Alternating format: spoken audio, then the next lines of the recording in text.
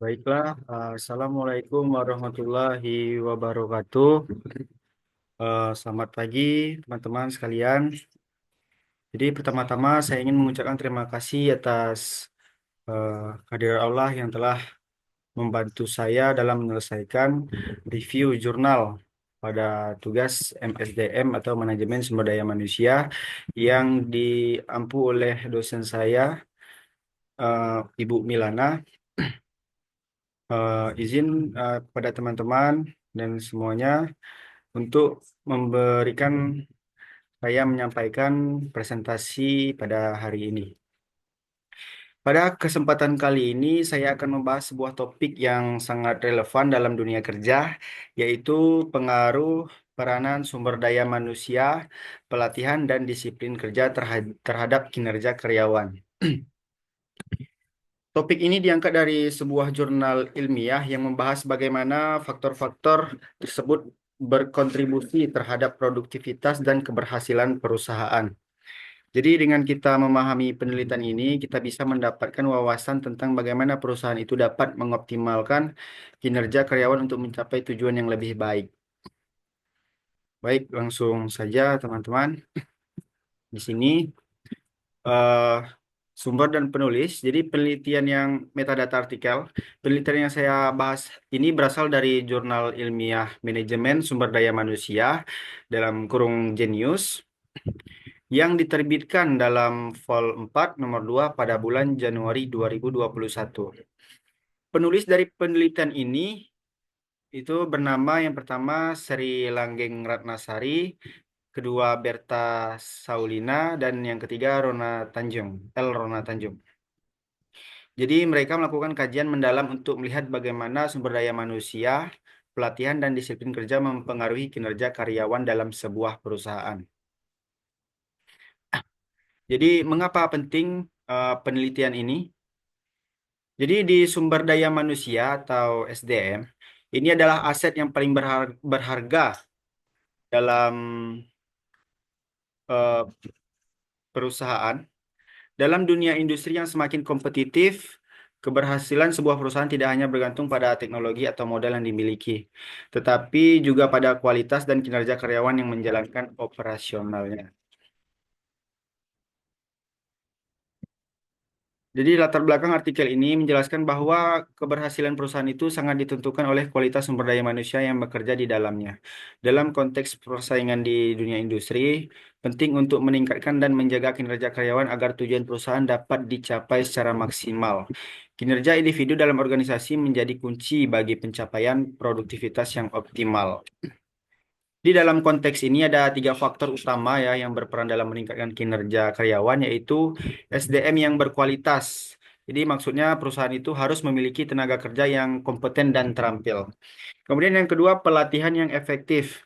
Pelatihan yang tepat itu dapat meningkatkan keterampilan dan produktivitas karyawan. Dan yang ketiga, ini kedisiplinan kerja. Jadi sikap disiplin itu membantu karyawan bekerja lebih teratur dan efisien.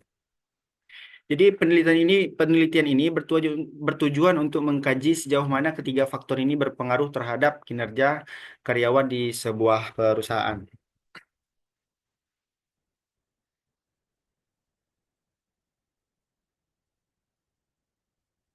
Kemudian lanjut ke tujuan penelitian. Kira-kira apa yang ingin dicapai dalam penelitian ini? Jadi dalam penelitian ini ada tiga tujuan utama yang akan dicapai.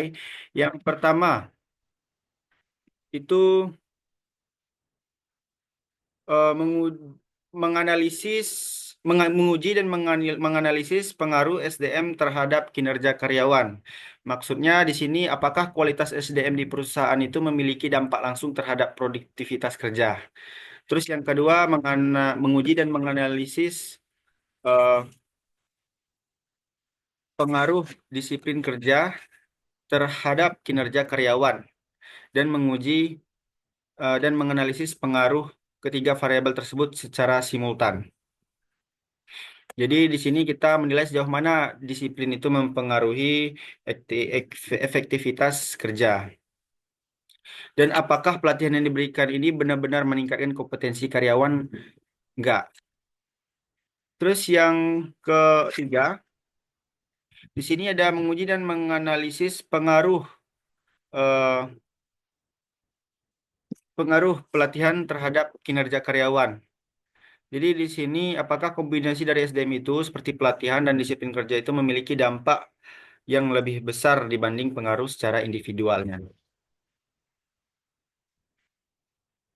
Lanjut ke metode penelitian. Nah, jadi bagaimana sih penelitian ini dilakukan? Nah, agar mendapat hasil yang valid, penelitian ini menggunakan pendekatan kuantitatif dengan metode. Yang pertama, metode analisis statistik. Berikut adalah beberapa langkah utama yang bisa kita lakukan. Itu yang pertama ada populasi dan sampel.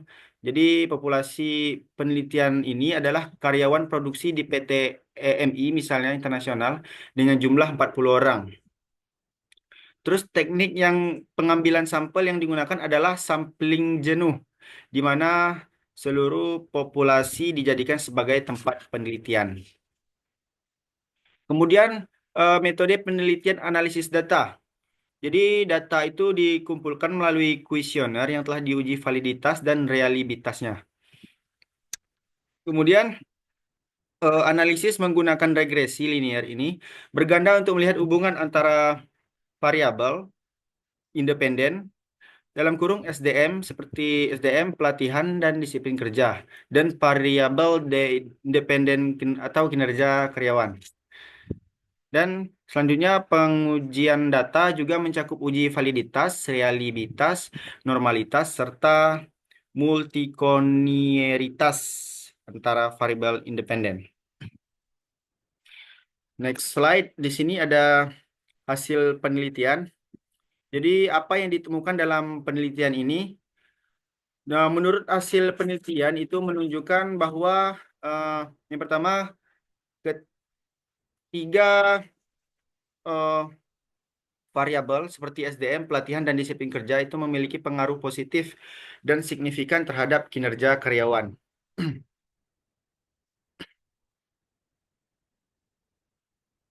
Kemudian yang kedua, uji T menunjukkan bahwa masing-masing variabel itu memiliki pengaruh signifikan secara parsial. Yang ketiga, uji F.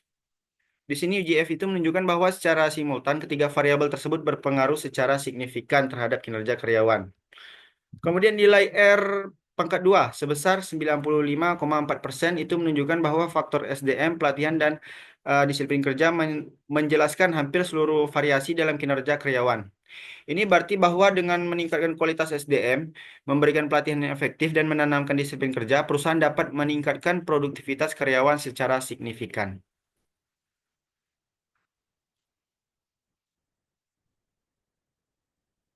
Kemudian slide selanjutnya itu ada batasan penelitian. Apa kelemahan atau keterbatasan penelitian ini? Jadi meskipun hasil penelitian ini cukup kuat, ada beberapa batasan yang perlu diperhatikan. Yang pertama ada populasi terbatas. Jadi populasi ini hanya dilakukan pada 40 karyawan produksi di satu perusahaan sehingga hasilnya tidak bisa digeneralisasi untuk industri lain. Terus yang kedua, fokus pada tiga variabel saja, tidak mempertimbangkan faktor lain seperti motivasi kerja, lingkungan kerja, atau kepuasan kerja.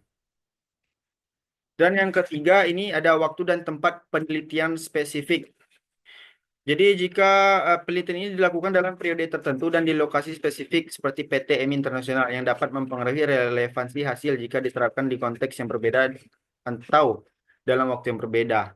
Jadi jika penelitian ini dilakukan di perusahaan lain atau pada waktu yang berbeda, mungkin akan memberikan hasil yang berbeda.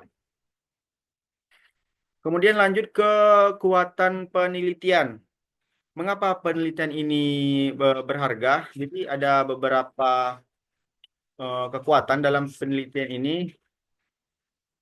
Yang pertama itu ada pendekatan kuantitatif yang jelas. Jadi penelitian ini menggunakan analisis regresi linear berganda.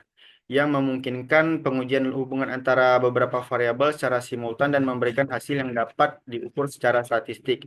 Jadi maksudnya regresi linear ini berganda memungkinkan pengujian hubungan itu antar variabel secara simultan.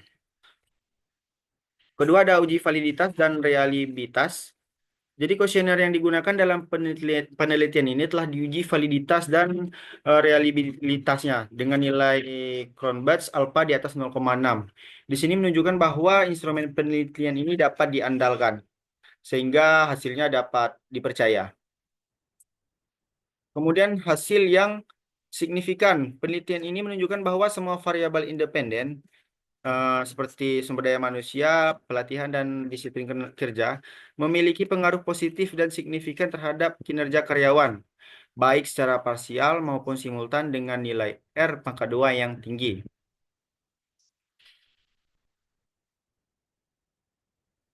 Kemudian yang keempat ada relevansi praktis. Temuan penelitian memberikan wawasan yang berguna bagi manajemen PT EMI yang internasional dalam meningkatkan kinerja karyawan melalui pengelolaan sumber daya manusia, pelatihan, dan disiplinan kerja. Di sini manajemen perusahaan dapat menggunakan hasil ini sebagai panduan untuk meningkatkan produktivitas karyawan.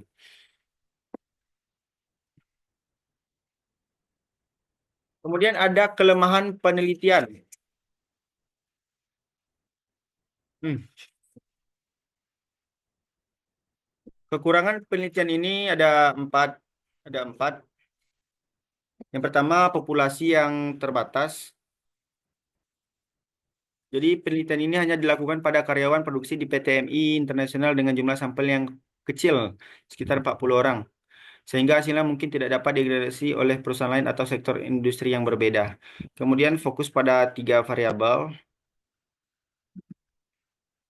Hmm, Penelitian ini hanya mempertimbangkan tiga variabel independen seperti sumber daya manusia, pelatihan, dan disiplin kerja, tanpa mengeksplorasi faktor-faktor lain yang mungkin juga mempengaruhi kinerja karyawan, seperti motivasi lingkungan kerja atau kepuasan kerja.